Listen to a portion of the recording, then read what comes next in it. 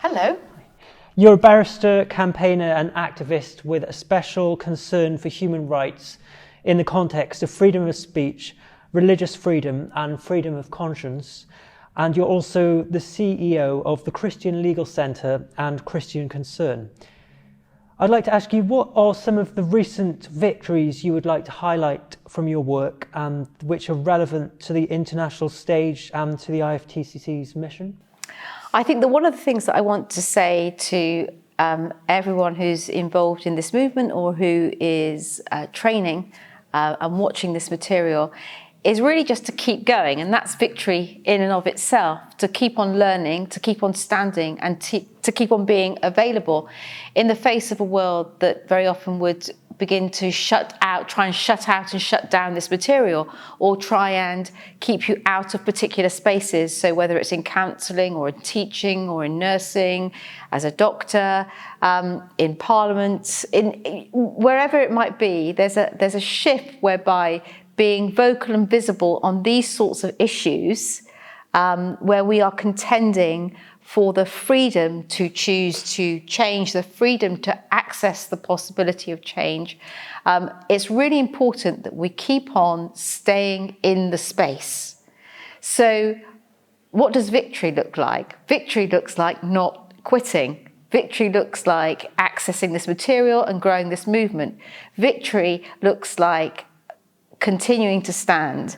And I would say at the Christian Legal Centre work, where we help people who are in trouble for standing, that a lot of our victories are unseen. Every single day, without fail, we are helping teachers, we are helping parents, we're helping children to stay in school. We're writing letters, we're saying we're going to resist this LGBT indoctrination around the curriculum. These books are age inappropriate. Every single day, we're writing letters, we're emboldening and equipping people to stand where they are. And I think that this is really important. And there's a legal framework and a freedom framework through which we can do this. Now, you might get pushed back, but very often just writing those letters, just showing up, means that things aren't forced upon the person. So I think that's the first thing to say, that victory doesn't have to be a big thing. Victory is simply standing.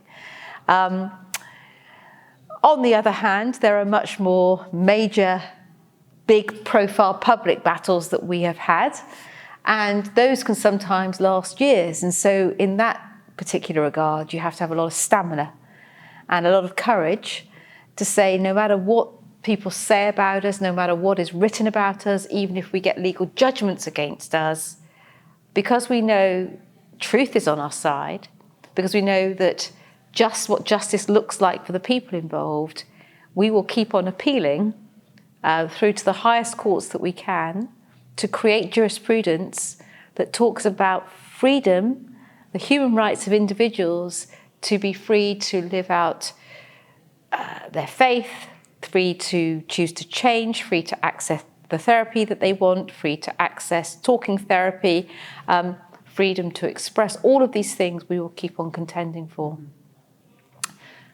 And a very recent victory is in the case of Nigel and Sally Rowe, but that case started back in 2017. Parents who had primary age school children, so aged between 6 and 11, where children in that school were identifying in the opposite sex. They raised a concern around it. For that, they were called transphobic, essentially forced out of the school. They judicially reviewed the guidelines that the school were using. And now, 5-6 years on, we have actually forced the government in the United Kingdom to review its school's policy on trans issues. So that's a really important win. Brilliant, thank you.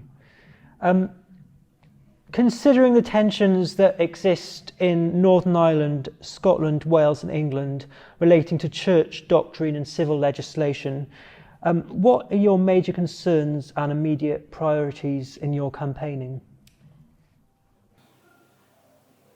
Why has the church given up? we have the gospel that is good news. And it's not a watered down gospel that's attractive. It's not a gospel that reflects the world's understanding of human sexuality that is the good news. It's the gospel freedom. It's the power of the gospel to change our lives, to turn them around, to make them healthy, happy, whole, real, to know who we are, made in the image of God. This is a great and beautiful and fantastic message. And yet, there is generally a silence coming from the mainstream churches. And I don't just mean the Church of Scotland, which now blesses same-sex marriages, the Church of Wales, which now blesses same-sex marriages, and the Church of England, which has been entirely muddled and mute on this issue, now trying to work out its positions for a decade, producing policy documents that sit on the fence, making no clear sound. That breaks my heart, because the established church is to be the prophet and the priest to the king. You are to speak the truth, the biblical truth, to the power. That's the role of the church. You'd think it was the easiest thing in the world for the Archbishop of Canterbury and the bishops to do their job, which is to say what the Bible says. But in fact, what they've done is they've tried to make the gospel appealing to what they think the culture wants. And of course, the culture is broken. And actually what the culture wants is the truth of the gospel. But let me say that very often the rest of the church says, oh, it's the established church, it's the Church of England, it's the Church of Scotland, it's the Church of Wales. Well, where are the charismatics? Where are the Pentecostals? Where are the Reformed evangelicals? Where are the Reformed Baptists? Where are they? Where's that movement? Where's that voice? Now,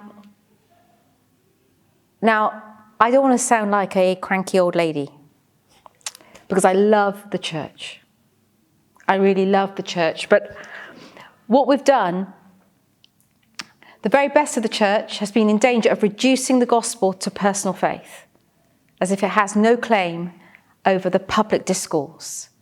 So, I love Jesus, he is my friend, I believe this, I'm glad you like yoga, I like running, I like Jesus. That's all very nice. Principle pluralism. You believe this, you believe that. And it's as if we've reduced it to some sort of like therapeutic